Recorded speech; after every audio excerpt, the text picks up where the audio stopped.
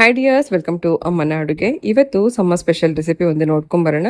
ಸೋರೆಕಾಯಿನ ಬಳಸಿ ಮಾಡ್ತಿರೋಂಥ ಮೊಸರು ಸಾರು ಬಿಸಿ ಅನ್ನಕ್ಕೆ ಹಾಕೊಂಡು ತಿನ್ನೋಕ್ಕೆ ತುಂಬ ಚೆನ್ನಾಗಿರುತ್ತೆ. ಸೊ ಮೊದಲನೇದಾಗಿ ಸೋರೆಕಾಯಿನ ಚೆನ್ನಾಗಿ ಸಿಪ್ಪೆಲ್ಲ ತೆಗೆದು ತೊಳೆದು ಕಟ್ ಮಾಡಿ ಇಟ್ಕೊಳ್ಳೋಣ. ಸೋರೆಕಾಯಲ್ಲಿ ಕೂಡ ಹೆಚ್ಚಿನ ಹೆಲ್ತ್ ಬೆನಿಫಿಟ್ಸ್ ಇದೆ. ಹಾಗೆ ಮೊಸರು ಜೊತೆಗೆ ಸೇರಿಸಿ ಮಾಡ್ತಿರೋದ್ರಿಂದ ದೇಹಕ್ಕೂ ತಂಪು, ಆರೋಗ್ಯಕ್ಕೂ ಒಳ್ಳೆಯದು.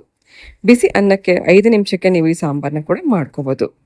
ಈ ರೀತಿ ಸಣ್ಣ ಸಣ್ಣದಾಗಿ ಕಟ್ ಮಾಡ್ಕೊಂಡಿರುವಂಥ ಸೋರೆಕಾಯಿನ ಬಾಣಲಿನಲ್ಲಿ ಅಥವಾ ಒಂದು ಪಾತ್ರೆಯಲ್ಲಿ ಹಾಕಿ ಸ್ವಲ್ಪ ಉಪ್ಪು, ಸ್ವಲ್ಪ ಅರಿಶಿನ, ಒಂದು ಸ್ವಲ್ಪ ನೀರು ಹಾಕಿ ಚೆನ್ನಾಗಿ ಇದನ್ನು ಒಂದು 3 ರಿಂದ 4 ನಿಮಿಷ ಬೇಯಿಸ್ಕೋಬೇಕು. ಇದು ಬೇಯೋಷ್ಟೊತ್ತಿಗೆ ಒಂದು ಮಸಾಲ ರುಬ್ಕೊಳ್ಳೋಣ. ಸುಮಾರು ಒಂದು ಅರ್ಧ ಕಪ್ ಅಷ್ಟು ಕಾಯಿ ಅಥವಾ ಕೊಬ್ಬರಿ, ಅರ್ಧ ಸ್ಪೂನಷ್ಟು ಜೀರಿಗೆ, 2 ಹಸಿರು ಮೆಣಸಿನ್ಕಾಯಿನ ಸ್ವಲ್ಪ ನೀರು ಹಾಕಿ ರುಬ್ಬಿಟ್ಕೋಬೇಕು.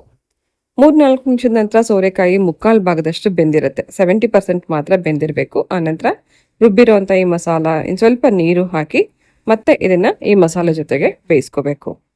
ಕ್ವಿಕ್ಕಾಗಿ ಆಗುವಂಥ ಈ ರೆಸಿಪಿ ಯಾವಾಗ ಬೇಕಾದ್ರೂ ನಾವು ದಿಢೀರಾಗಿ ಮಾಡ್ಕೋಬೋದು. ಬಾಯಿಗೂ ಒಳ್ಳೆ ರುಚಿಯಾಗಿರುತ್ತೆ. ಸೋರೆಕಾಯಲ್ಲಿ ನೀರಿನ ಅಂಶ ಜಾಸ್ತಿ ಇರೋದ್ರಿಂದ ಅದು ಬೇಯ್ತಾ ಹೋದಂಗೆ ನೀರು ಬಿಡುತ್ತೆ. ಸಾರು ನಮಗೆ ಗಟ್ಟಿ ಬರಬೇಕು ಅಂದರೆ ಇದಕ್ಕೆ 1 ಸ್ಪೂನಷ್ಟು ಅಕ್ಕಿ ಹಿಟ್ಟನ್ನು ನೀರಲ್ಲಿ ಕಲಸಿ ಹಾಕಿ ಕುದಿಸ್ಕೋಬೇಕು.